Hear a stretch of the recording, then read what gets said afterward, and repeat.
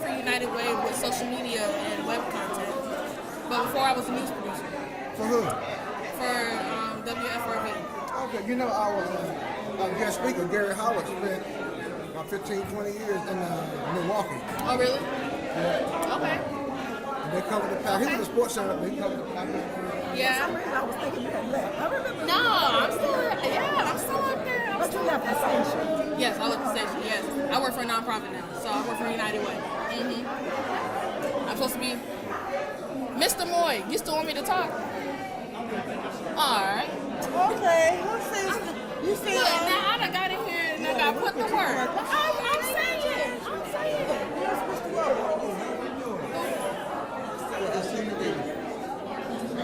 I don't know where he is. Where all my people at? He the one. No, oh. Introduce me to the new Hey, I'll be my head passed up. same thing. Same thing. He used to be a minister. For real. Yeah, but he's cool. He's cool. That's good. Hey, Dr. Morganfield. Hello. This is Sierra. She's one of our. Hey, Sierra, how are you? Good. How are you? Okay. How's everything going? It's going good. What are you doing? I work for United Way up in Green Bay, Wisconsin. Doing social media and web work. Okay. Do we have all your information? Can you make sure we have your information? I could find her. Yeah, we need to. Look. Yeah, I could find her. Oh, there you go. I found it. Okay. I'll get all your contact. Okay. Nice meeting you.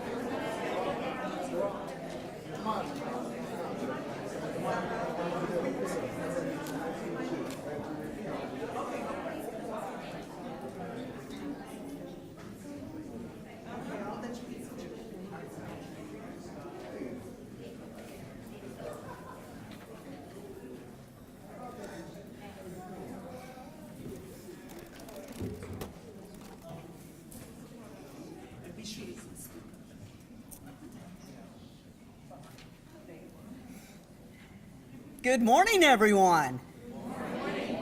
Thank you for returning to A&T or for the students coming down to see this special occasion. This is our first induction into the new JOMC Hall of Fame. And so I want to,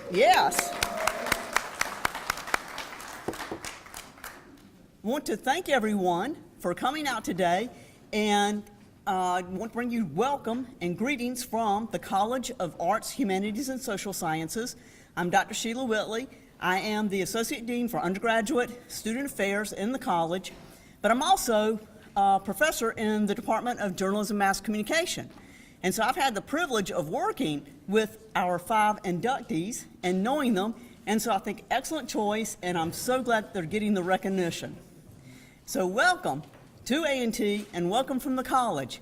And so let's begin with the festivities and enjoy your homecoming activities. I do want to just, for those that are alums, I need to do a test real quick. See what you remember. Can I get a Aggie pride? Aggie pride. All right, you didn't forget a thing. Thank you.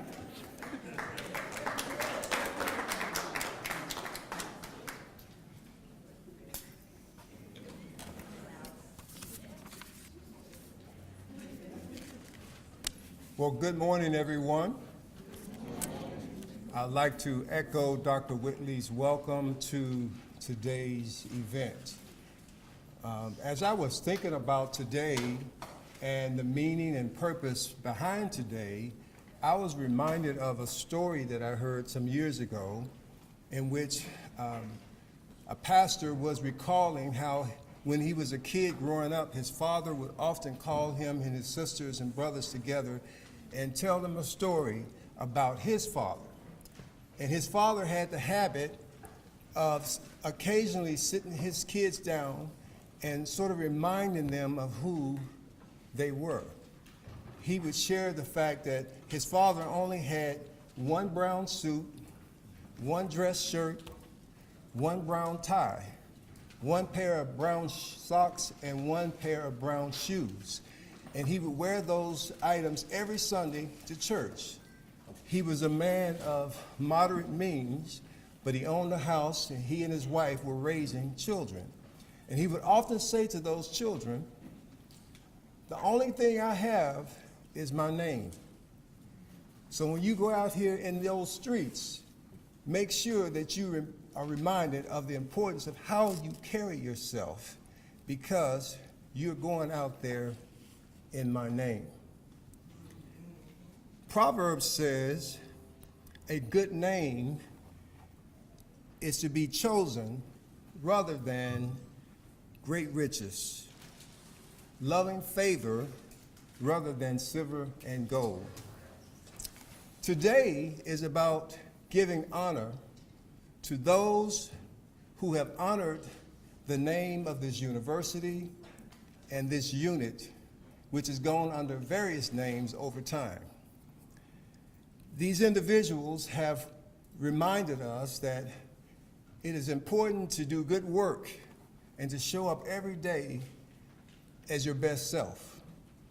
And in the process, not only do you get to do good work, but you get to do good to and for others. I think each and all of our inductees today have demonstrated the value of a good name. Not only the good name of this university and the unit, but their own personal good names. Because anytime I hear any of these names mentioned, it's always in a good way. Former students, former colleagues speak well of you. And so today, I'm honored that we as a unit have been able to come together, plan this event, and to have all of the inductees and those who care about them come today and celebrate this event. So thank you all for being here, and congratulations to our inductees. We're indeed proud and pleased to be able to honor you in this way, because you have earned it. It's not something that's being given to you, it's something that you've earned. So will you please join me in just showing some appreciation for these individuals?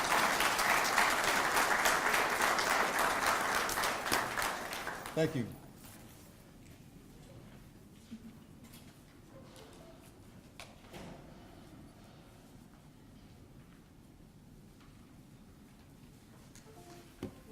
Hello, you guys. My name is Nikayla Carter, and I am a senior here at North Carolina A&T, and I'm going to be introducing our guest speaker.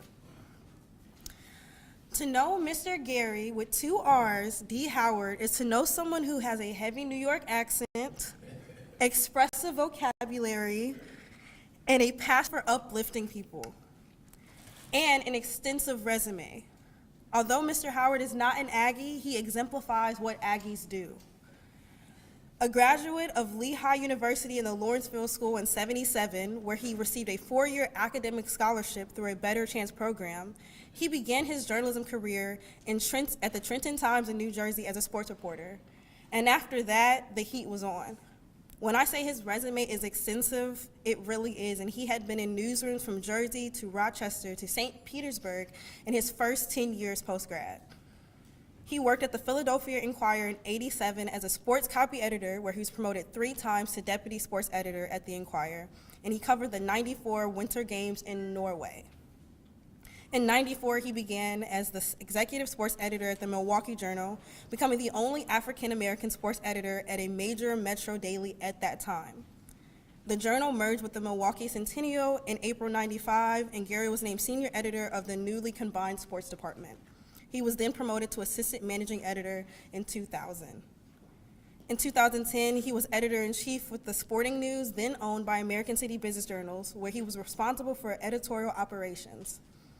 In 2014, Gary was hired as a director of corporate initiatives at American City Business Journals, reporting directly to the CEO, Whitney Shaw, and working hands-on with internship programs. Recruiting and developing talent of young journalists is his forte, and I'm so happy that I was able to be under his wing. But like I said, to know Mr. Howard is to really know that he's that guy. Transforming young journalists is something he's really good at. From Stephen A. Smith, the highest paid sports television journalist, and Jamil Hill, formerly at ESPN, I could really go on and on about how extensive and how he's made people successful in the industry. He was a past president of the Associated Press Sports Editors, the first African American to hold that position ever. And they now hold a scholarship in his name for HBCU students. He's also the past president of NABJ's Sports Task Force. I'm not going to go through all of his awards and honors because it's a lot, and I'm telling you, you guys need to check his resume. He also is in a few Hall of Fames, including NABJ Hall of Fame as of 2019. And aside from work, he really is a family guy, and he's been married to his wife for 35 years, and they have a daughter who's a recent Elon grad. I'm sorry for the long intro, but there's really nothing short about Mr. Howard and all his successes. Please welcome him to our illustrious university.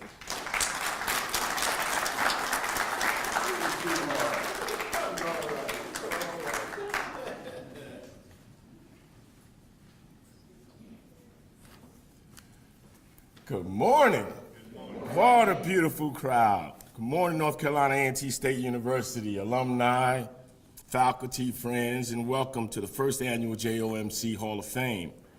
I would be remiss if I didn't first acknowledge Dr. Robbie R. Morganfield, the chair of the North Carolina State University Department of Journalism and Communication, in addition to the journalism professor and my longtime friend and colleague, David Squires, for inviting me here this morning to kick off this most auspicious occasion, an occasion which will include the induction of 5 incredible honorees, all alumni and all of deserving of their Hall of Fame day, which will also include a starring role for 2 talented individuals who will be the first to be ushered into the JOMC Leadership and Service Hall of Fame for non-alumni, which will also include uplift, encouragement, enlightenment, and insight, all of the incredible assets that are truly owned by each and every person in the spotlight this morning. And it is my honor and my privilege to share, in my opinion, what it takes to be blessed with the moniker Hall of Fame, what it takes to be a journalist who has endured the arduous journey down a path of righteousness that has literally kicked them in the you-know-what, day after day, week after week, month after month, decade after decade. Yet they remain shining like the bright stars that they are, and are ready to take on the next challenge to right any perceived wrongs. Personally, it was a rocky start on my way to what has been called the Hall of Fame career. Rocky as hell, but I remained undeterred. Born in the idyllic city of New Bern in the easternmost part of the great state of North Carolina, I was the 3rd of 6 children born to Ann Boone Howard, my incredibly determined mother, and my father, Edward Ellsworth Howard. Not long thereafter, as the harsh 1960s became a reality, my parents felt that education up north, as they called it, would be infinitely better for their children, so our family relocated from New Bern and headed up north to the Bronx, in New York City. Little did I know at that time, I was like only 3 years old, change was indeed coming. No questions, no ifs and buts. Education was the absolute top priority for my mom, who soon found herself divorced and raising 6 kids in the South Bronx housing project by the time the 60s morphed into the 70s. Straight A's got you a piece of chocolate cake. And perfect attendance, along with no late notices, were absolutely mandatory. You can't win if you're not there, was her favorite phrase. I found classwork in elementary school, elementary. And my mother knew this, so much so that she begged the teachers to challenge me even more while telling me at the same time, they can't guard you, Gary. That was her favorite, one of her other favorite from. Everybody from North Carolina, because my nickname was Skeeter, everyone had a nickname. I never missed a day of school, and I'm talking about 1st grade, 2nd grade, 3rd grade, 4th grade, 5th grade, 6th grade, where I tested out at the 12th grade reading level and math level. Graduating as PS 154's valedictorian was the last time I did that in 6th grade. Next up was Clark Junior High School 149, where I skipped from 7th to 9th grade, continuing what my mother called a can't-miss life. High school was next, and this when life got a little bit different. I received a 4-year academic scholarship through A Better Chance, a truly effective program that sent minority students from around the country to prestigious boarding schools. I was 13 years old, and the Lawrenceville School, located outside of Princeton, New Jersey, wanted me to take my freshman year over again so that I would have 4 years on this mind-blowing campus, replete with a hockey rink, 25 tennis courts, outdoor and indoor tracks, along with a spiffy 9-hole golf course, all surrounded by the sheer beauty of New York City Central Park. Forget that I lived in the South Bronx. It was all boys, and the chilling fact that it was only 14 of the 700 students on campus were black. Just 14, with 1 black professor on the entire faculty. This was not an HBCU. Hell nah, I ain't going, Ma, you must be crazy. Until she demanded that I visit Lawrenceville that spring. Until I returned home to the Bronx 4 days after that, mad as hell that I couldn't stay there till the fall. It was that gorgeous. I was like my own room, indoor field house, 3 squares a day. Oh man, graduating from Lawrenceville in '77, at that point was the best day of my life because it meant that indeed risen to the challenge despite the circumstances of racial inequality, economic disparity, and a total cultural imbalance. If I did it once, I could do it again. So off to Lehigh University, a bigger Lawrenceville that was co-ed, I marched right into my journalism career, becoming the school's newspaper's first sports editor, senior editor, while also becoming the first Lehigh recipient with a Dow Jones News Fund scholarship, where I was placed at Dow Jones News Service, copy desk in New York City during the summer of 1981, editing the Wall Street Journal. I had arrived, and there was no stopping this kid. Yeah, so I thought. After graduation, the hard, sobering reality of journalism business in the 1980s literally ground my momentum to a halt. After typing and mailing out over 100 letters in a concerted effort to acquire employment, I did not get one offer. Not one. Nada. Zilch. Zilch. Zero. Dang. I even applied to AP in Japan. They was like, thank you, but no job. I said, okay. Finally, a former Dow Jones News Fund scholarship recipient, Walt Herring, who was the managing editor of the Trenton Times, hired me as a sports reporter. But 4 months later, I was let go in a 25-person purge. And just like that, I was back at square one and pissed the hell off, infuriated, frustrated, and stifled, and stumped. How can this be? Who is doing the hiring? Why am I not employed? What did I do wrong? Am I to blame? Do I have to be white to get hired? Should I just leave journalism and try something else? Those were just a few of the questions that haunted me during that low period of my career, until a striking black managing editor by the name of Charles Johnson, a staunch member of the National Association of Black Journalists, offered me something truly special. He saw me. He saw my struggle. He saw my talent. He saw my steadfastness and walked with me, offered me a chance to get back into the newspaper business with an obituary reporter position at the Home News in New Brunswick, New Jersey.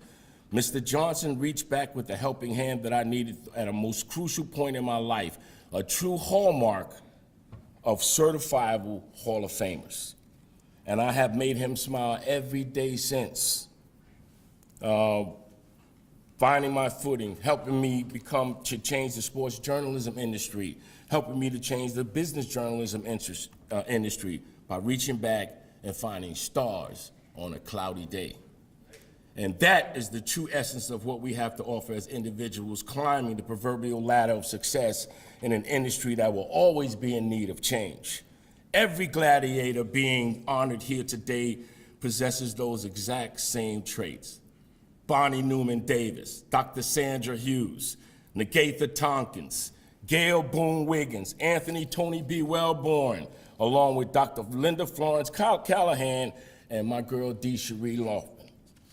All of us have something in common, and that is simply a willingness to share our knowledge, our journeys, our pain, our stories, our missteps, who we are, our secret recipes for success, and the inside the industry truth, all in an orchestrated effort to make you, our future, the best version of yourself, endowed with the strength and wisdom that comes from years of experience dealing with the intricacies of a complicated industry where only the very best survive to become something truly special. This inaugural class of Hall of Fame journalists at North Carolina A&T State University is comprised of nothing but extraordinary individuals. Each has earned the right to be called a Hall of Famer, and the North Carolina A&T State University Department of Journalism and Communications should be applauded for showing true love to those who have helped build a journalism legacy at this historically black university founded by the North Carolina General Assembly on March 9th, 1891. The feeling that we get, yes, thank you, you're absolutely, let's give them a hand. The feeling that we get from finding someone special is truly addictive, and we collectively know the feeling. As deputy sports editor at the Philadelphia Inquirer back in 1993, I was in desperate need of a sports writer to cover Drexel University men's basketball game at Hofstra, since my normal beat writer could not travel up to New Jersey Turnpike because of a devastating snowstorm. So I reached out to my good friend Leon Carter, then the assistant sports editor at the New York Daily News, and asked for his college basketball beat writer. I paid him well, I added. Not available, he blurted. Any other college writer free this evening? Nope. Well, give me your best high school writer. He's not available either. Well, damn, I told Leon, give me anybody. I'll take anybody, just long as they can make it to the game. Well, as it turns out, he did give me someone. Leon found a high school sports writer on his staff and told me that the young man would indeed make the game. He did and filed his story, and I was blown away. I mean, this was great shit. Beautiful flow of details, quotes, all written from Drexel's vantage point. I wasn't just impressed, I was wowed. So much so that I asked the young man, did he know why I felt the story was strong? He replied, because of this, because of that, because of this, because of that, and because I'm that damn good. I said, Jesus, Lord. I said, yeah, you are pretty good, son. What's your name again? Stephen A. Smith. He replied. I laughed out even harder because he said it like I was supposed to know who he was. And I thought that was quite funny. Since that day, Stevie has morphed into one of the most influential and well-compensated sports journalists on this planet. And finding him on that snowy evening, helping bring him to the Philadelphia Inquirer, coaching him since that time, it's one of the best feelings I have ever experienced. And I get to see him perform on national television seemingly every day. He's on TV right now. And it has happened so many times in my career with others like Rob Parker, Jay Harris, Mark Spears, Jamel Hill, Chris Broussard, Roxanne Jones, Gary Washburn, Maria Douglas Reeve, Ali Danwar, D. Orlando Ledbetter, Raina LaShawn Cash, executive editor of the Charlotte Observer, Malika Andrews, who's starring on ESPN right now, Larry Starks and Monica McNutt, and many, many more. When I first landed back in North Carolina back in 2011, in Charlotte to be exact, to be editor-in-chief of the Sporting News, I was ecstatic because that meant a reunion with one of my favorite first cousins, Sean Christopher Howard, he's standing there right there, a proud 1994 electrical engineering graduate of North Carolina A&T State University. Sean invited me to GHOE 12 years ago, and I have not missed one since, always finding time to speak to the journalism students again, looking for a star on a cloudy day. And I was successful mentoring the likes of Torian Warren, Uniqua Quillins, Quentin Rice, and Mike Rich Jr. But just this past year, lightning struck once more. Right here at A&T, when I spoke to the journalism students at homecoming in Crosby Hall. In the audience was a young student who I was told had the goods, yes, the goods, by a fabulous mentor, Marty Kaiser, who actually hired me to be sports editor at the Milwaukee Journal when there was not one black sports editor in the country. He told me, you need to find this person. As the director of corporate initiatives at American City Business Journals, I was looking for business reporters who were perfect for my Dow Jones News Fund internship program. I was looking for Nicola Marche Carter, and I found her sitting right there in the front row.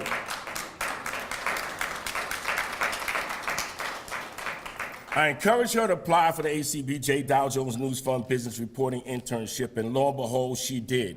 And I handpicked her along with 9 other special journalists. But Nicola blew away the competition.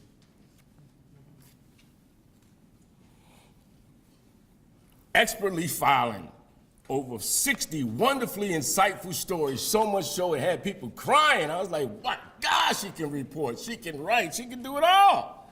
Goodness, this was just wonderful. And she blew them away because of what she did this past summer at the Triad Business Journal. She was one of our 45 markets across the country.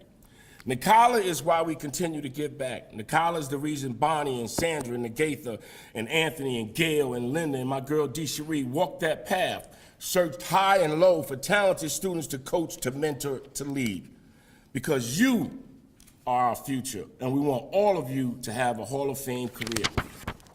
With the help of the trailblazing journalists like those who are being celebrated here today, the JOMC students can also achieve legendary status.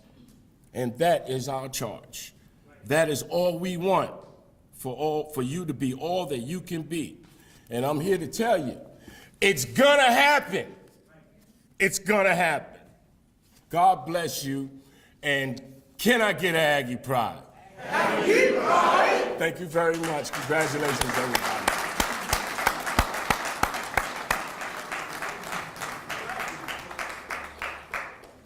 Thank you, Nick.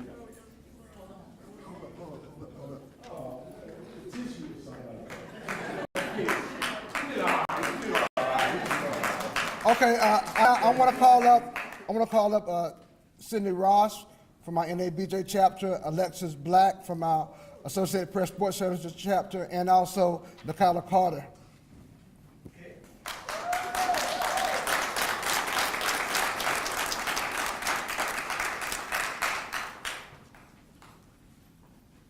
Are they going to present this award? You get no award. Gotta find some space for it. North Carolina A&T State University Department of Journalism and Mass Communication honors Gary D. Howard, Director of Corporate Initiatives, American City Business Journals, for outstanding service, dedication, and leadership to the JOMC Department, NABJ Chapter, and APSE Chapter, presented October 2022. How about that?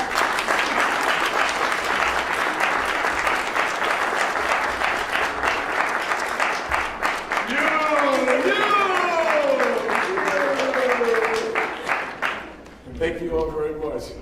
Oh, Take the center. David?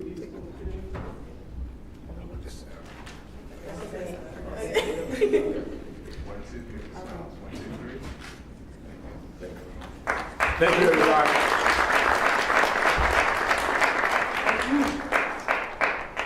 No typo.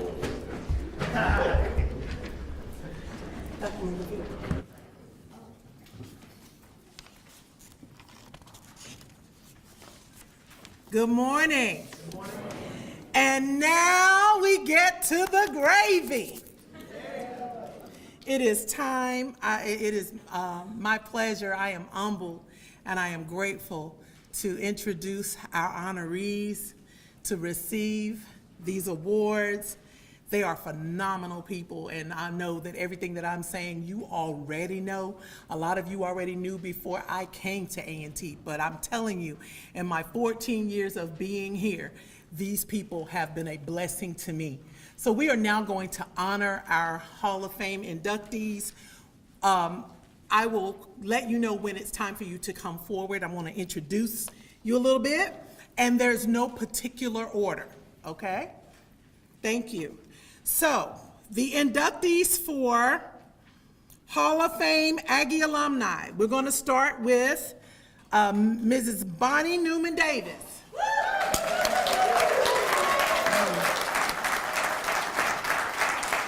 You have the program here, and she has an extensive background, but I'll just read a few things. It says, years later, while in college at North Carolina A&T State University, Davis became more fully aware of the civil rights movement and how, based on the findings of the 1968 Kerner Commission report, much of it tied in with the assassination of Reverend Dr. Martin Luther King Jr. and Robert F. Kennedy years earlier when Davis was in the 6th grade. It goes on, and also was at A&T that Davis, an English major, wrote her first article after taking a journalism course during her junior year. Her professor published the article in the student newspaper, the A&T Register, and it later was picked up by the local black newspaper, the Carolina Peacemaker. Other articles followed, along with a summer internship at the Wilmington Star News in Wilmington, North Carolina. And then her publications go on and on and on. She is now with Richmond Free Press. Richmond Free Press. Managing editor. Managing editor. Managing editor. So without further ado, we would like to honor Ms. Bonnie Davis. If you get her and stand in the middle, and Ms. Davis, if you would come to the middle to receive your award.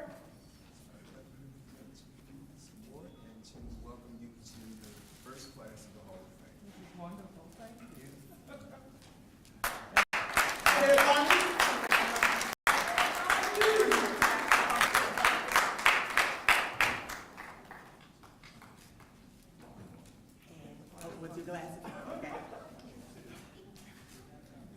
And you are. Thank you. Congratulations. You may have a seat. We'll call you on. Okay. Okay.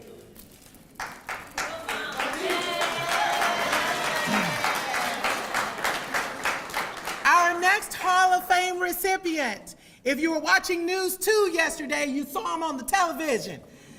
Tony B.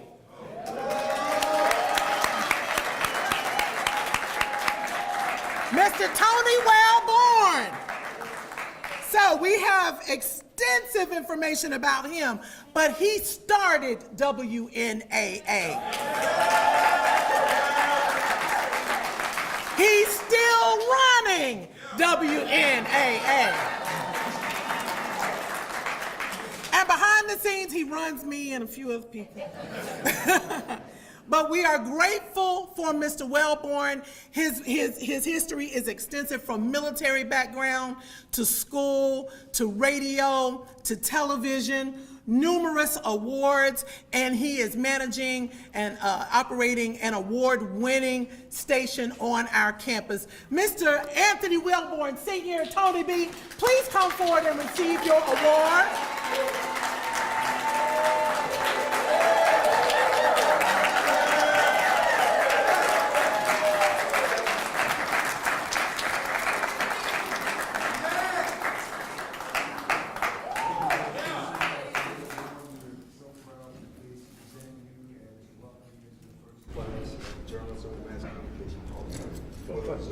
Thank you. Thank you very much.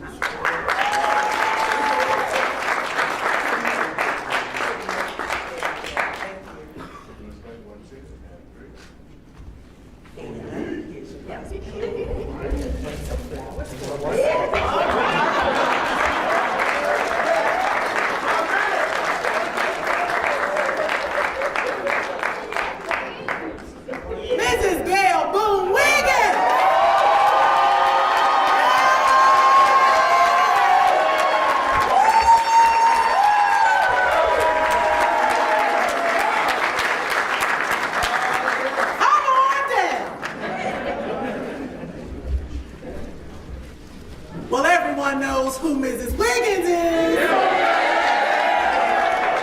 And if you don't know, now you know. Mrs. Wiggins recently retired from the Journalism Mass Communication Department after 38 faithful years of service. Her background speaks of her attending North Carolina A&T State University, receiving her degree, honors, and awards. And then from there, she started teaching. She was also the interim chair of our department. And she trained me and taught me how to serve with the National Association of Black Journalists short course. And when she got ready to retire, she said, Caroline, I think I can turn it over to you. You got it. And I'm grateful.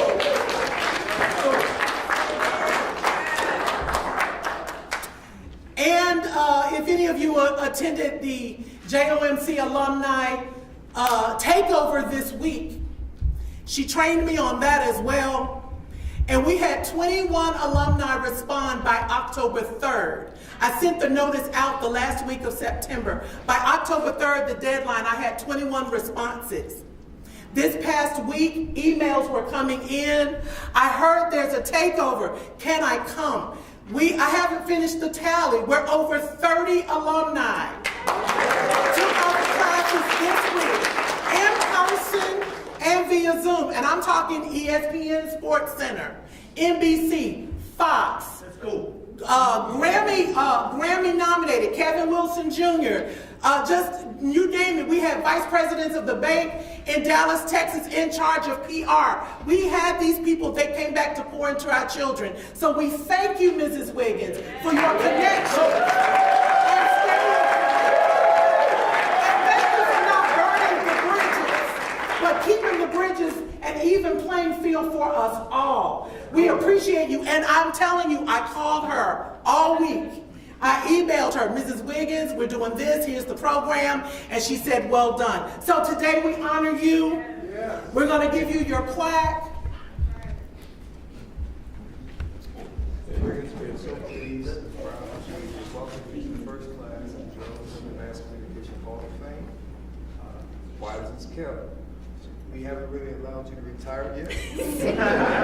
We're still calling her every day, sending her emails, and she's always responding. And so we really appreciate you, all that you've done and all you continue to do. And I have to say, I might have a few inches on you, but I look up to you, and I really appreciate all that you are.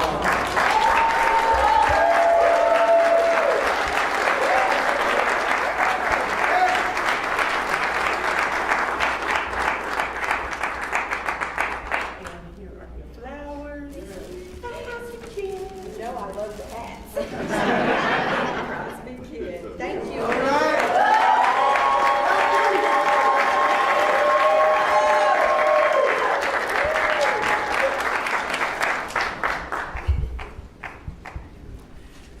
Dr. Sandra Hughes.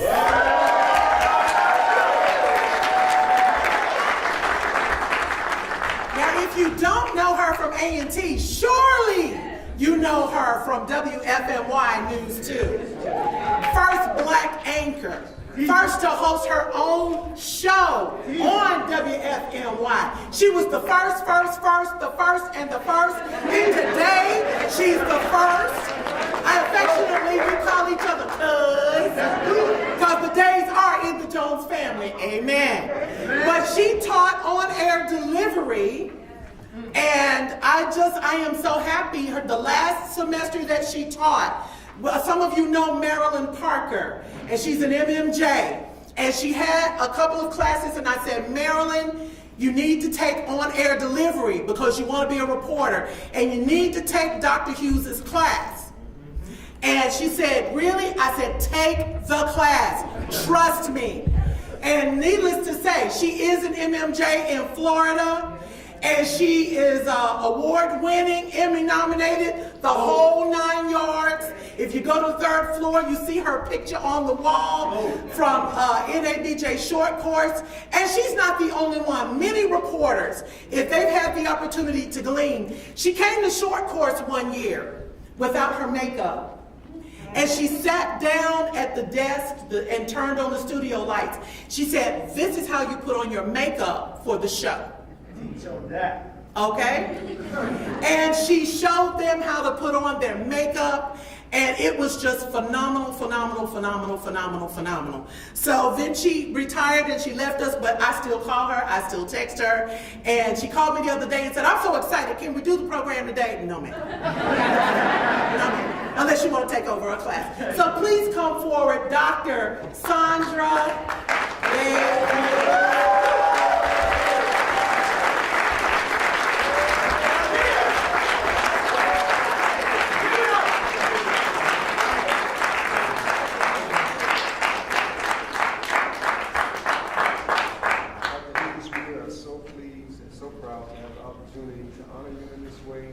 I didn't know you, but I've heard so many great things about you, and I appreciate the opportunity to stand here today. Thank you. Thank you very much.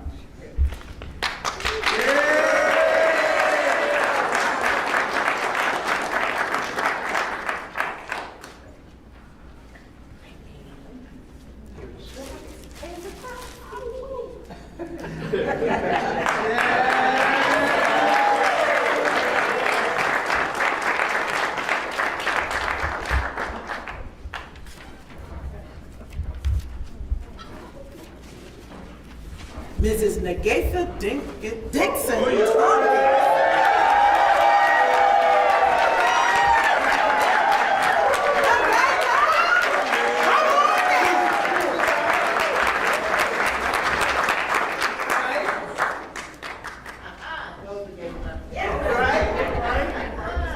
Professor Tompkins had already left A&T when I got here, but she was one of the first faces that I saw at GHOE, and one of the first faces that I saw at short course, and she says, "Hi, what can I do to help?"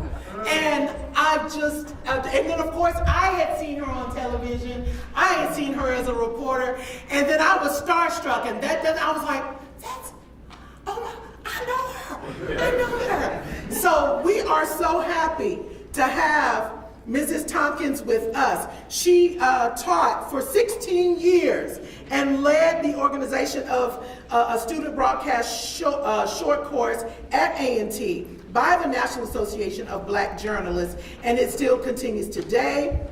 She worked at WXII-TV in Winston-Salem, and then she was awarded the NABJ Educator of the Year Award. She's led news leadership symposiums. She retired in 2020 after teaching for 22 years and Elon University for 12 years. Wow. And she still pours into the students. She still pours in. And I remember her saying after she retired, Elon called her and asked her could she come back for a short stint. And she says, "I'm retired and it's short." But we are glad to have her today and to welcome her today to receive the first JOMC Alumni Hall of Fame Award. Congratulations and well deserved.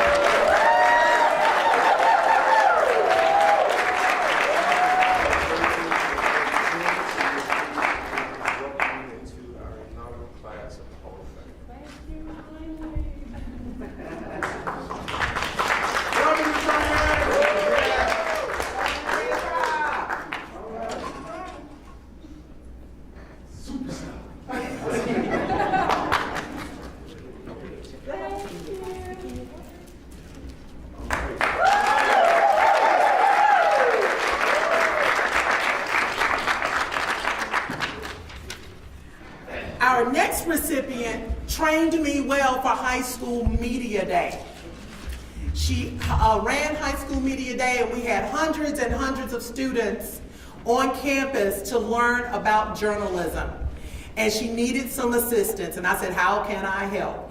And boy, oh boy, was it a task to take. But I enjoyed every moment of it because Dr. Linda Florence Callahan is organized.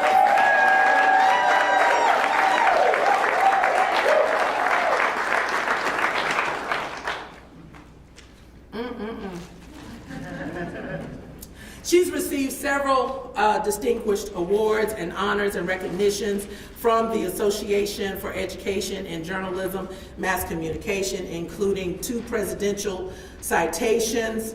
Dr. Callahan received an Outstanding Service Award from the University Faculty Senate, and she had previously served consecutive terms as a president. So if you ever watched the convocation and the person that's coming down first, that was her. Absolutely, she was first. And she's the founder and director of the High School Media Day Workshop, where hundreds of high school students, teachers, and media professionals attended annually for 2 decades. Following Callahan's workshop model, a number of other universities across the state started high school workshops that later evolved into regional workshops of the North Carolina Scholastic Media Association. She was the first journalism educator and the first associate recipient to serve on the National Association of Black Journalists Board. And she is receiving the JOMC Leadership and Service Hall of Fame Award. She is a leader, and she is a servant, and she teaches and she trains well and still does. She has retired, but her legacy and her teaching remains. Please come forward, Dr. Callahan, and receive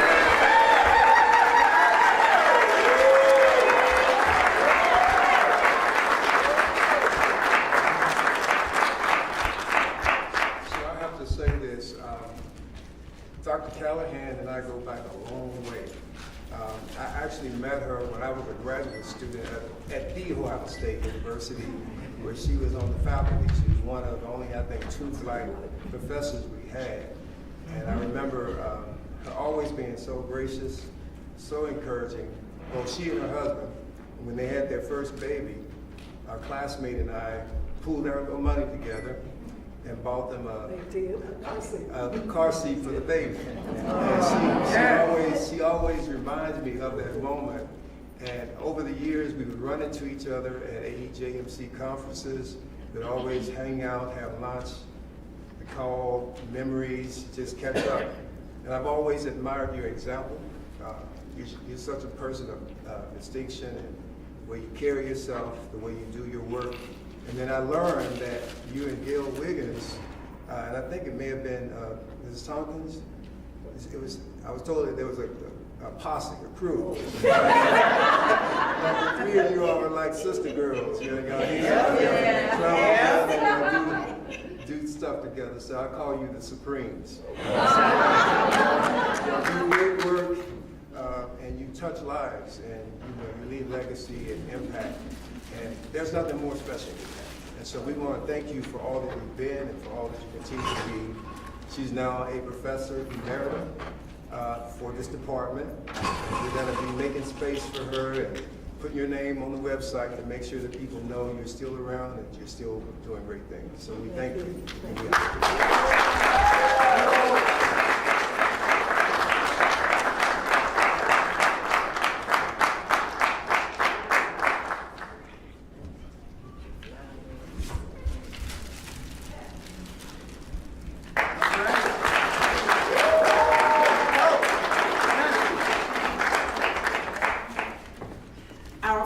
Recipient for today, who is receiving the Leadership Award.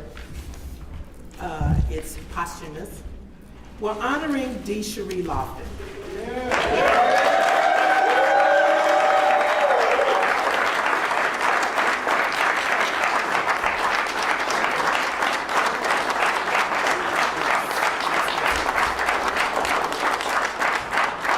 I will read a little bit about D. Cherie. She graduated from Bennett College for Women, where she earned her bachelor's degree in journalism and mass communication in May of 1990, and she was a proud Bennett Belle. She was.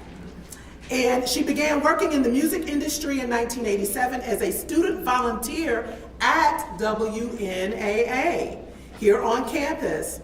She worked as an on-air personality for WLRD-FM and WAAA-AM, assistant programmer and music director and on-air personality for WZFX-FM, and it goes on and on and on, WNAA, as well as WQMG. As an outstanding professional, she was the recipient of numerous professional awards, including Salute Her Quiet Fire Award recipient. Her background included 20-plus years of experience working in the media and broadcasting industry in positions ranging from on-air personality to program and music director. When she was at A&T, she organized various programs. She and Izima and Mr. Wellborn worked feverishly. The radio station had their street team. The street team.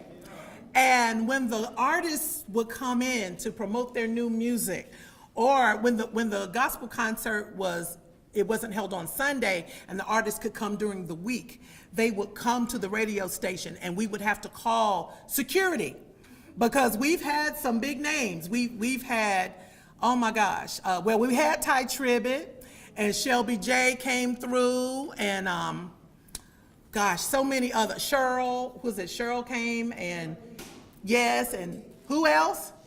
Sheila E. Sheila E came with her dad and her brother. So Ludacris came. Luda came. Waka Flocka came. I met Waka Flocka, but I met all of them, you know that. I met Megan Good. So, and then of course our beloved Terrence J. He would always come for Mrs. Wiggins, and he would always come for 90.1. And she trained the students, she taught the students, she worked with the staff. She was a pleasant person, and she loved Zeta Phi Beta Sorority Incorporated. She passed away in May 2017, and she is sorely missed, she is. I will never forget that day that I received the news. And I actually heard a student coming down the hall saying, "I need to let Miss DeCherie know I passed my class." And I sat at my desk and I wept, because we had not notified, we had just found out. But that just lets you know how she poured into others, and they thought of her. And when the news did pass around, people just came by the radio station just to hug on one another and love on one another. We brought out fruit baskets and snacks, because NAA was inundated with people. And then even at homecoming, it was difficult for some to come by, because we still shed tears in her honor, in her memory. But she was phenomenal, still is phenomenal, because we have a lot of students on radio now because of her. Receiving in her honor is her mother. Her mother is here today.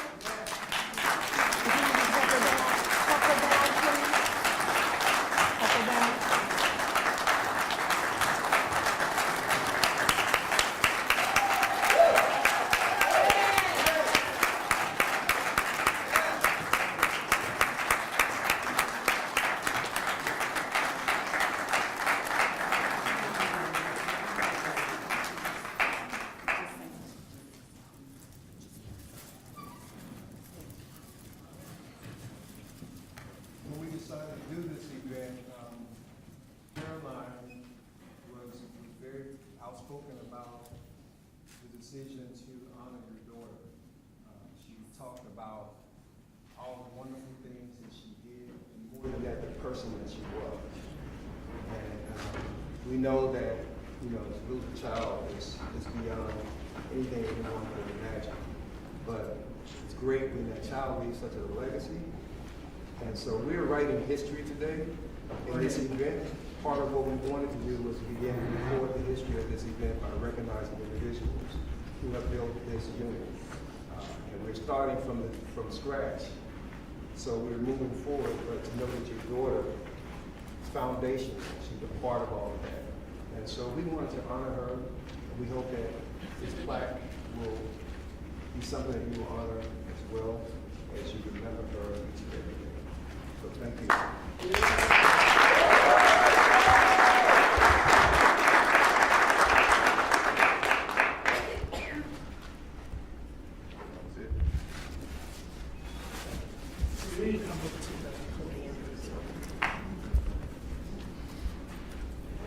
Good morning, everyone. Good morning. Good morning. I am very, I don't have words for it. Cherie, as we call her in our family, was born with radio in her blood. Her father and I helped start WSHA, Shaw University's radio station. So she's always been around radio. She loved it. That was her life. I mean, when she was in high school, we thought she was going to be a graphic artist. And unknown to us, she was thinking about radio. And as soon as she came to Bennett, she walked across the street to A&T and decided to volunteer at WNAA. Another person that influenced her was Sandra Hughes. Sandra Hughes was our neighbor. We lived across the street from her. So she really had radio in her blood. And I know she's looking down here today and saying, y'all ought to be ashamed. That's her. That's her. But thank you very much for recognizing her today. And I love you.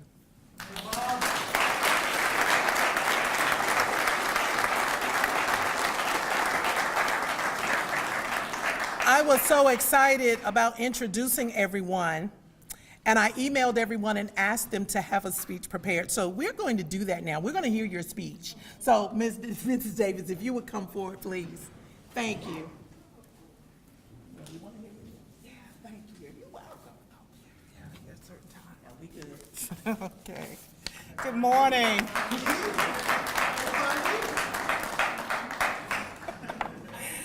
Oh, boy. Good morning, everyone. I want to thank Chancellor Martin, Dean Ward Johnson, and Chairman Dr. Morganfield for this honor that I never expected because my alma mater, North Carolina A&T State University, has given me so much from the moment I stepped on this campus nearly 45 years ago. I came to A&T just minutes from my home in Woodmere Park and within walking distance of my father's workplace, Metco Products, which is right down the street, and this was in 1975. Johnson C. Smith was my first choice, but my mother was like, no. You're going to A&T, something that I recall her telling me when I was still in elementary school, telling that to all of my sisters and brothers, you're going to college. I moved onto campus that fall, Van Story Hall, but returned home 2 weeks later. Campus life was not for me. Besides, my sister Noelle was away in college at North Carolina Central University, which meant that I only had to share a room at home with one sister, Sally, rather than two.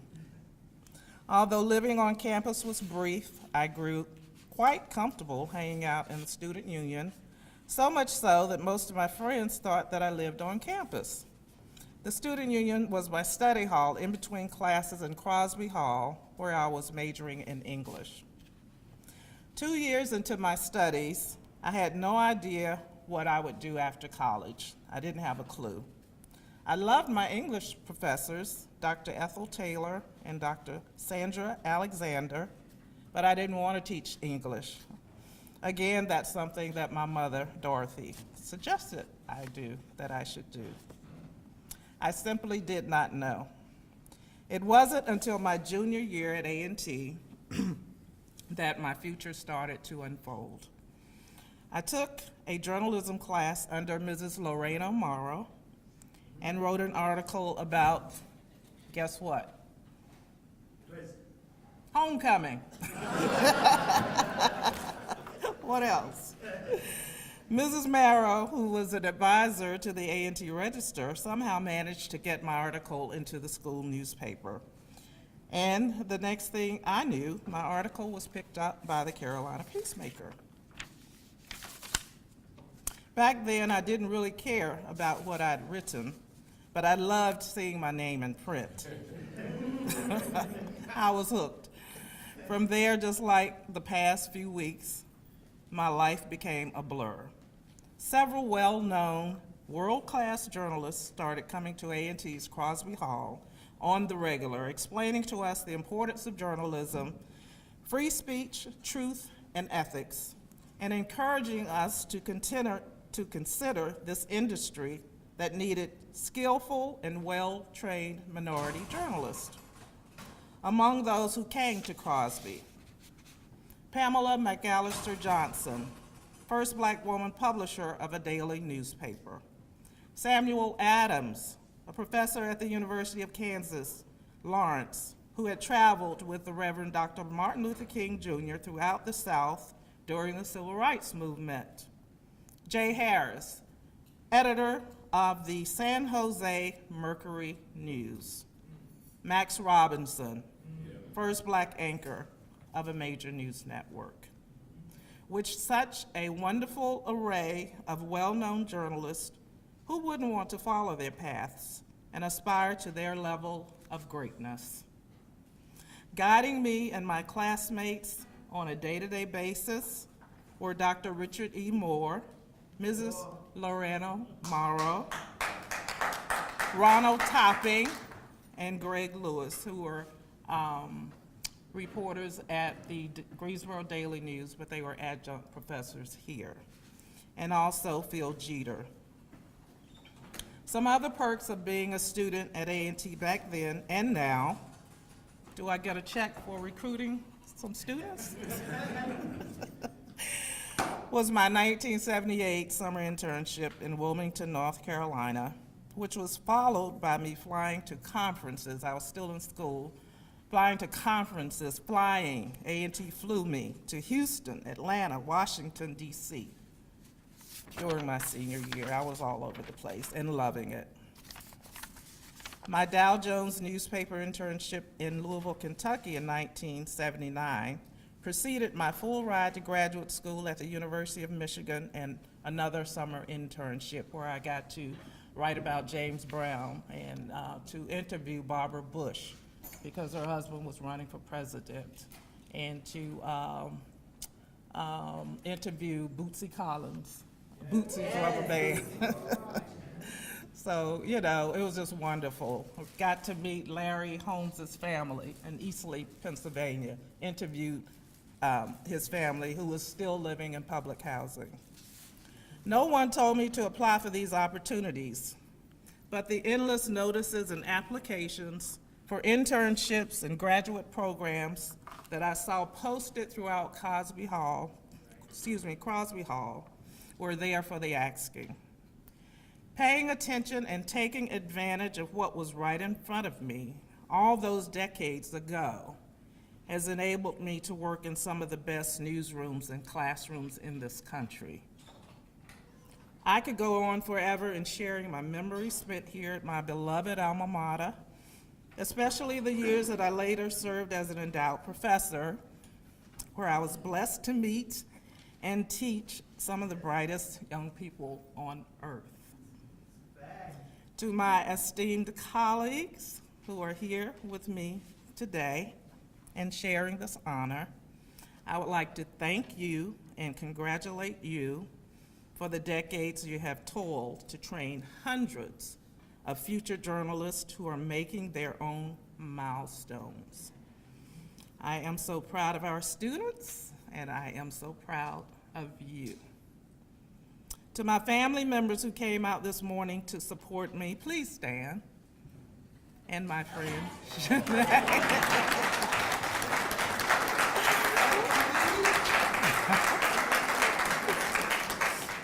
my sisters Noelle and Sally, my brother Dickie, and sister-in-law Anna, and my precious daughter Erin Danielle Stanley. Thank you, and I love you. Our parents, James and Dorothy Newman, are smiling down on us today and every day. We love them and we miss them. Thank you again, everyone. I am so proud to receive this honor. I never expected it, never ever, never ever ever. But I'm so proud and honored, and thank you again Happy homecoming.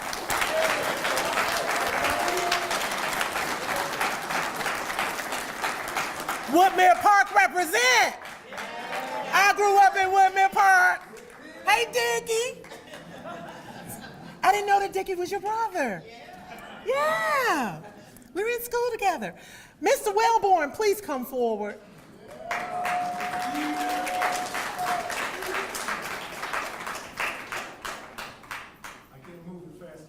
Take your time. Take your time, Mr. First.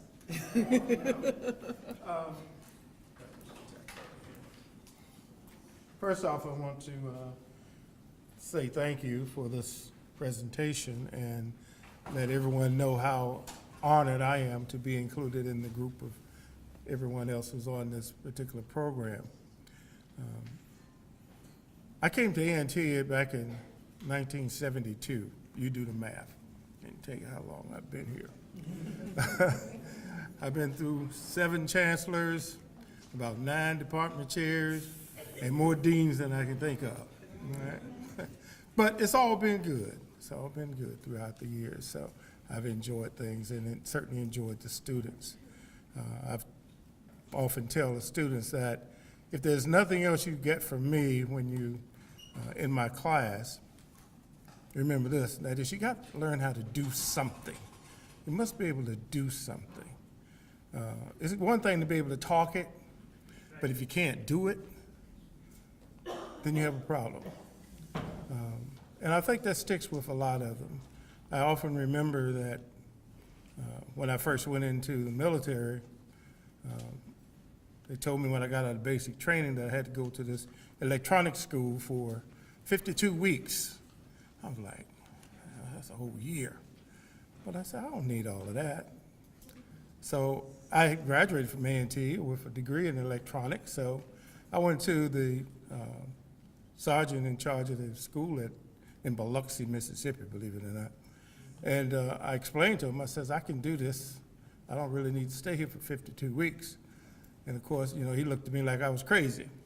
Say, right, you can't talk to me that way. I said, I'm just telling you what it is. So I said, can I test out? And he never heard of that. He said, no one's ever tested out this program. Well, 52-week program, I tested out, and I only spent 2 weeks in Biloxi, Mississippi.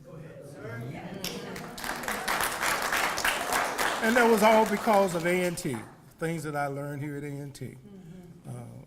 It was about being serious about what I wanted to learn.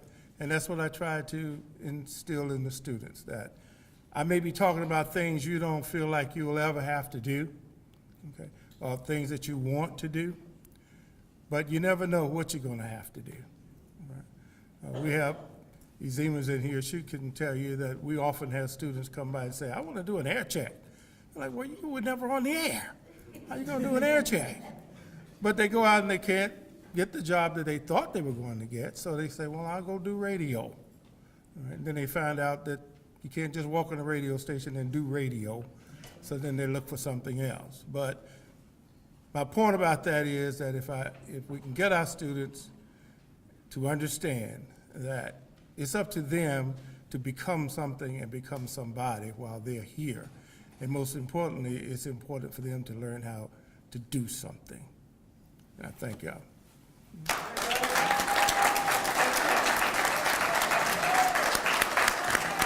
Dr. Sandra Hughes. Dr. Hughes.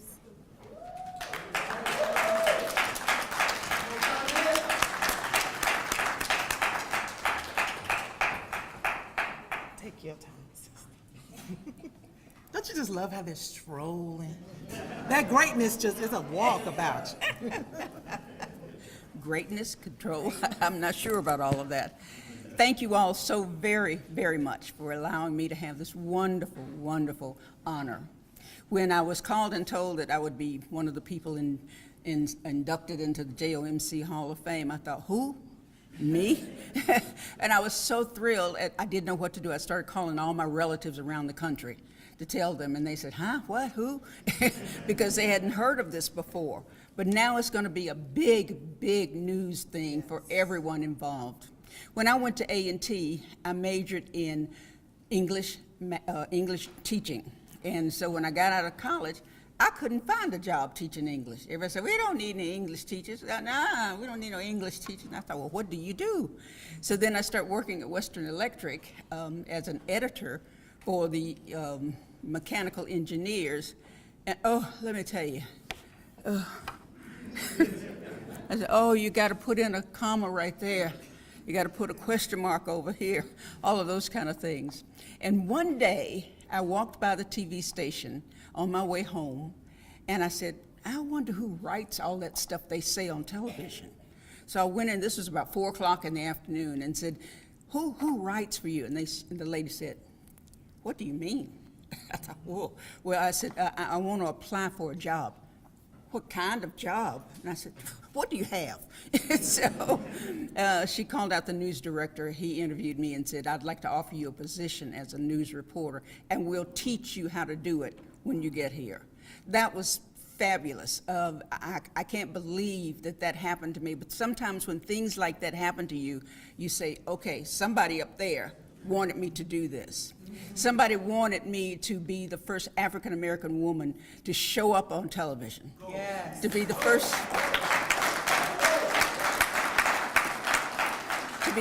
African-American woman to host a TV show every day. Oh. To be the first African-American woman to go on a trip to Europe for 6 countries just to view what they were doing. I became so many firsts until I couldn't believe it. I couldn't believe it. But each time that thing happened, I knew it wasn't about me. It was about those of us who are coming and those little bitty ones of us who are coming up. It's about them. And so everything I've done it because I know that my children, grandchildren, great-grandchildren, yours, your children, great-grandchildren will somehow benefit from that. A&T has been a huge, huge value in my life and helped me do the things that I needed to get done. And at times, even when I was at WFMY for 43 years, if I needed some help, I'd call A&T. If I needed something to find out about something, I'd call the English department or the journalism department at A&T. I call the president's office at times and ask questions. I just want to thank you all for doing what you do, even in your life, your personal life, or in your professional life. Keep doing it because we got so many, many youngsters coming up behind us that need for us to be there, and we've got to be there. Yes. Thank you all very much. Mrs. Wiggins.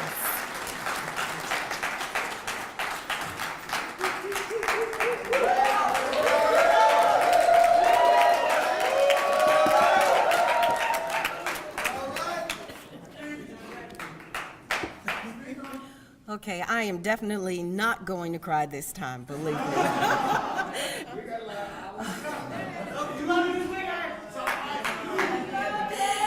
Thank you all so very much. Good morning, A&T. Good morning. I am deeply honored and overwhelmed with gratitude to be inducted in the inaugural Hall of Fame. I can't thank you enough for the honor and the distinction and the nomination. I started my academic career in 1976 with a lot of my colleagues who are here today that I love dearly, Ms. Tompkins, Jackie, Tony, Bonnie. We were all here in undergrad together, and I'm quite sure there are some others of you. And then I worked in radio for several years, started at WWDR, small little station in Murfreesboro, North Carolina. And then my senior year, I worked full-time as an on-air personality at the WBIG radio station in Greensboro.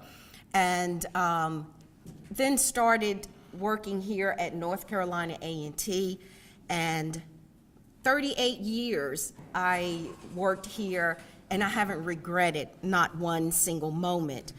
I found my passion and purpose working here at North Carolina A&T. And I also met my husband here, so A&T will always have a special place in my heart.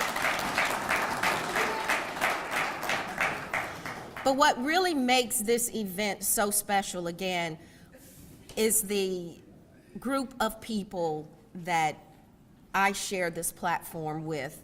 And those are my colleagues, my co-workers. I've worked with everyone who's being inducted today. Negatha, Tony, Sandra, Bonnie, Linda, and of course, Dee Cherie. These are people that I look up to who have inspired me tremendously, and I respect them wholeheartedly. But along the way, you also have other mentors that shape and frame you.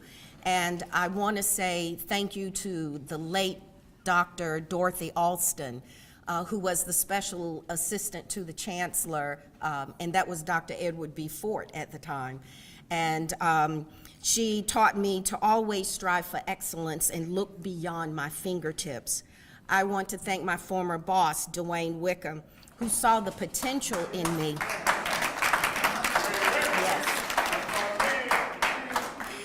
Who saw the potential in me and told me to walk in my own shoes because they're good enough. And I also want to thank Dean Francis Ward Johnson, who believed in me, nurtured me, and allowed me to bloom just where I am in my pursuit to excellence. I want to thank the Hall of Fame committee for planning this event. I want to give kudos to Dr. Robbie Morganfield, our new chair, who is a visionary man. And we know he is going to take this department to greater heights. I want to thank the faculty, staff, students, and alumni. You are the pride and joy. You've always been mine, but just know for this entire university, you are the pride and joy. I also want to thank my family. I mentioned my husband earlier. Want to thank him again because he's always felt that North Carolina A&T came first, but he's always been first. I want to thank my 3 wonderful daughters, Candace, Courtney, and Chelsea. Hey, sweetie. Candace is here. My oldest is here today. I also want to thank my other family and friends, my Aunt Vivian, who is here today. Are there any other relatives that were able to make it? All right, okay. My adopted son, Keith McConaughey. Where's Keith Mack? In the back. All right, a lot of special friends and family members. And last but not least, I would like to dedicate this honor in memory of 2 powerful and influential women in my life. My 2 grandmothers, Margaret Boone and Odessa Roscoe.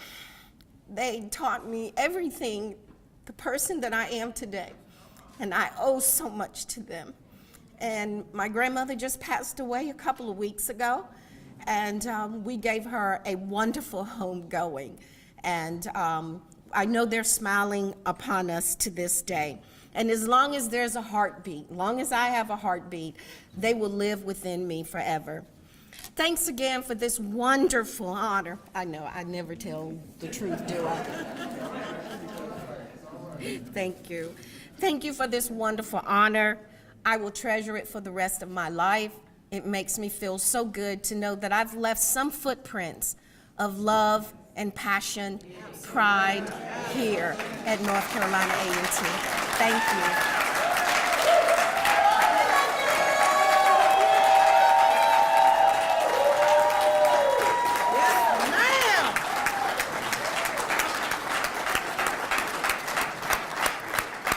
And now we will hear from Mrs. Negatha Tompkins.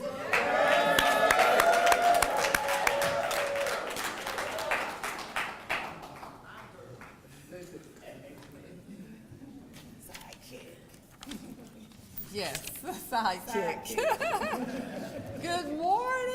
Good morning. I am delighted to see so many alumni. Oh my gosh.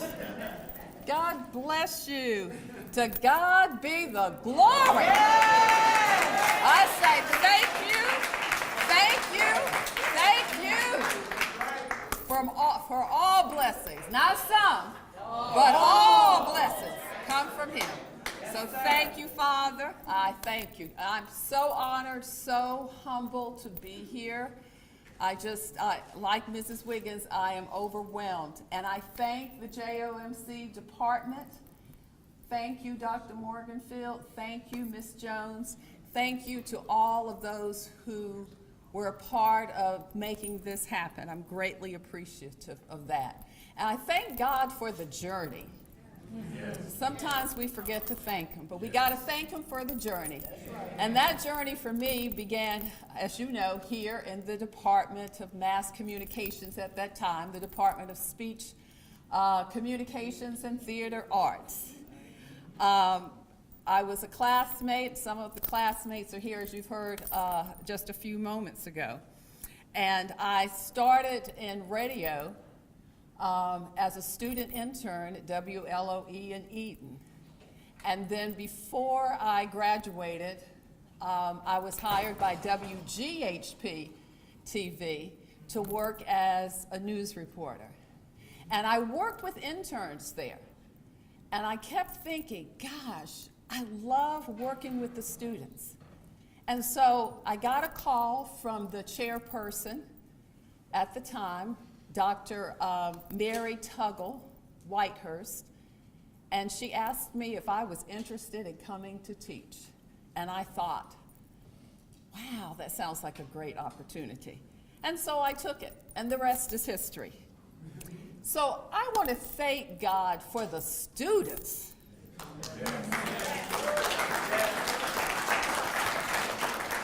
I hope that you are living your best lives and have found success in loving, inspiring, and encouraging and helping others. That is what success is really about. It's not about the cars and the houses and the money. That helps. We need those things. But it's really about giving back. And I hope that you are doing that. I thank you, students, for the opportunity to have taught you, for staying connected, and for allowing me to be a part of your lives even now. I'm always delighted to get that invitation to your wedding, to your children's events and birthdays. And I still can't get over the fact that some of you are turning 40 and 50. I'm trying to figure out how that could be because Miss Wiggins and I are still in our 50s. So I'll figure that out later, okay? I'm also very thankful to God for all the colleagues I have had. As it is said, teamwork makes the dream work. That's right. That's right. And no one, I mean no one, does anything alone. I want to thank God for Dr. Mary Tuggle Whitehurst, who hired and guided me. And there are so many other colleagues to name, but I won't. But I do have to give thanks to God for the late Donald Coffey and Frankie Day. And my classmates, Gail Wiggins and Jacqueline Jones, we were all trying to figure this out when we left the industry to come to teach. Charlene Middleton, Paul Thomason, we were all eager to teach and to learn from you. I also thank God for my former professors who taught us by example about leadership, passion for learning, and teaching with love, sometimes tough love.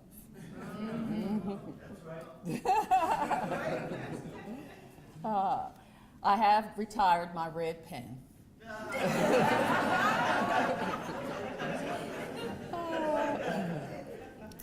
And I thank God for my parents who always said, if you're going to do something, do it right or not at all. I grew up not knowing that college was not an option. We went to elementary school, we went to middle school, we went to high school, and you went to college. There was no discussion.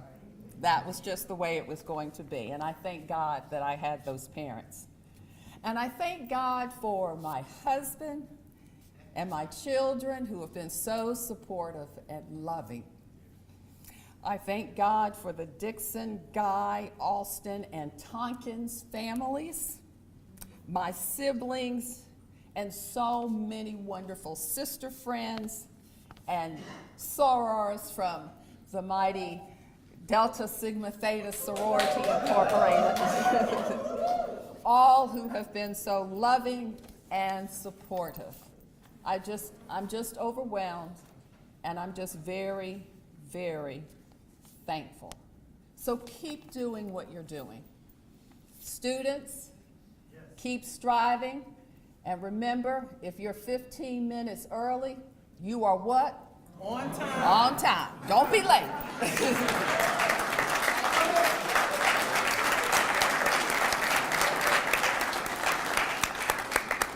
And lastly, Dr. Callahan.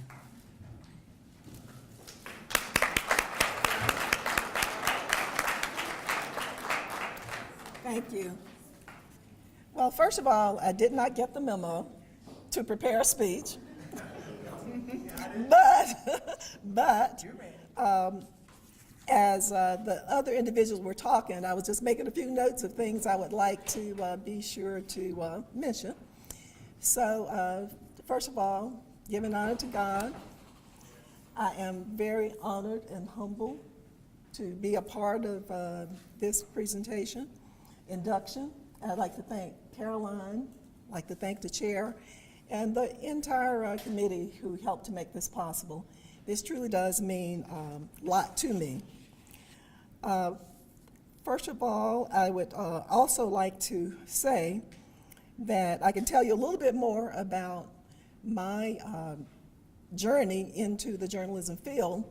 As Gary was talking, he talked about how the speaker, Gary Howard, was talking. He talked about how he had applied to hundreds of jobs. And I go back a little further than you do. I also applied to hundreds of jobs. And at that time, well, I'm going to back up. I had majored in journalism and radio, television, motion pictures. I had worked at the University of North Carolina. I had worked for my high school newspaper, and I had applied to hundreds of jobs. At that same time, I was repeatedly hearing that we can't find anybody. They were bolder then, everybody. You think you have struggles now. They were much bolder. They kept saying, well, we can't find any qualified blacks. They said that over and over and over. In fact, that is the reason that the National Association of Black Journalists was founded, so that when they're saying that we can't find anybody, they could go to the National Association of Black Journalists and say, well, here's some people. So that might have helped a little, but it still didn't. They're still saying they can't find any qualified people. But I will tell you this, that has changed. When people say, well, have things changed? Yeah, they've changed, but it still has, there's a ways to go. Because what they would do at that time, and I thought about what Sandra said, Sandra's experience was unusual. They did not, that was just totally unusual at that time. I would go for a job interview, and I would be told point blank, we already have a black. Me, coming from the University of North Carolina in Chapel Hill, and with a name like Linda, I would go to a job interview, and I get there, and they, assuming I'm white, oh, I was expecting a blonde. They would actually say that. They would say that at that time. They would say, I was expecting a blonde. They said, oh, you're Linda, so. But anyway, the struggle continues, but we have made progress, and it's up to this generation to carry carry the journey forward. So keep that in mind as you look and you think about you're having struggles, because there's always been struggles. And it's kind of like a train that's moving along the track, and now you're going to get on and carry the train on forward. Okay, so please, please, please keep that in mind. I could tell you a lot of history. So I did work in journalism. I worked professionally in radio, television, and newspaper. And when I was in Charlotte, I was this isn't in the little booklet that you have, it should have been, but I was the founding president of the Charlotte Black Media Association, and I was the founding president of the Columbus, Ohio Association of Black Journalists. So I was very proud.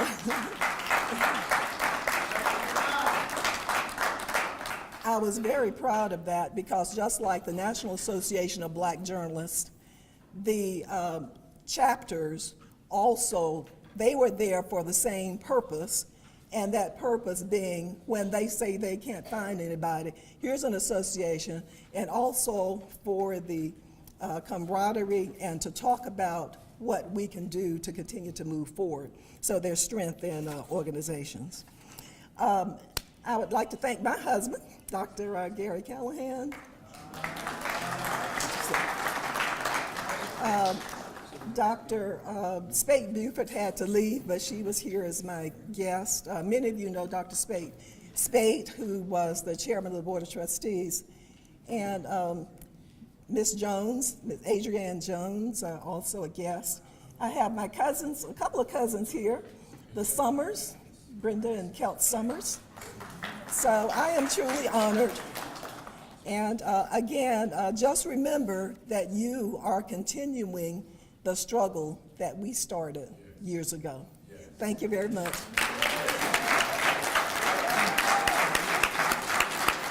Thank you. Well, this concludes our program for today. We do have final remarks by Dr. Morganfield, and then I have some directives for the new inductees, and we're going to take a group picture of everyone with their awards as well, and then we'll move forward from there. So, Dr. Morganfield.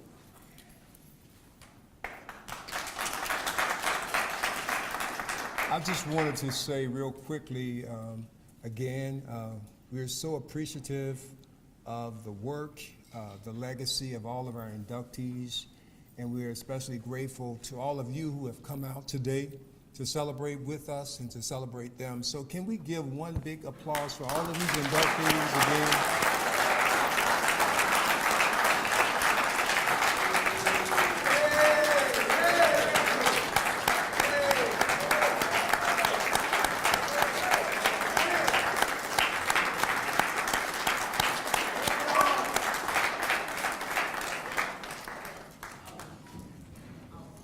I wanted to say to the alums who are here today, stay tuned because the show will continue. And next year we hope to do this again, and the year after that again and again and again. So the hope is that we will continue this. We're going to find a special place in Crosby Hall to display images of all those who have been inducted today and going forward. And so that as people come in, and I also want to see if we can develop some type of video presentation that will be sort of continuous so that as people come in, they'll know who you are and why you're on the wall and why you are a part of the story of this unit and that you'll always be a part of the story. As people come and as people go, it's important to remember history and to know who was here and how what you see today came to be. So today's event is a part of that process. We're hoping that next year we'll be able to add to this by looking back and finding individuals who were in the early parts of the unit's history, and then we're going to be continuing to move forward because we know there are many in this room even now who are worthy of this recognition. So again, we thank you. Please stay tuned. We will be communicating. We welcome you back for homecoming, and any other time you want to come and visit, please, please take that opportunity and stop by and share with our students. I think today, Mr. Squires is planning a special event after this event with his students, and so we hope that you will continue to show up and show your support for JOMC as we build forward. We're trying to just stay with what has been and to push it to the next level, and with your support, we know that we can do that. So thank you again. I think we do have a reception plan later, and so Ms. Jones will talk to you about that. But thank you all very much for being here today. Okay, at this moment, we would like for our recipients to come forward with your plaques so that we may take the group pictures. And I know some of you may want to take pictures as well. I know that some of you want to speak to everyone, but if you could allow them that moment, and then they've been sitting for a moment, just let them get refreshed, and then you can speak to them. So come forward, please, at this time. Thank you.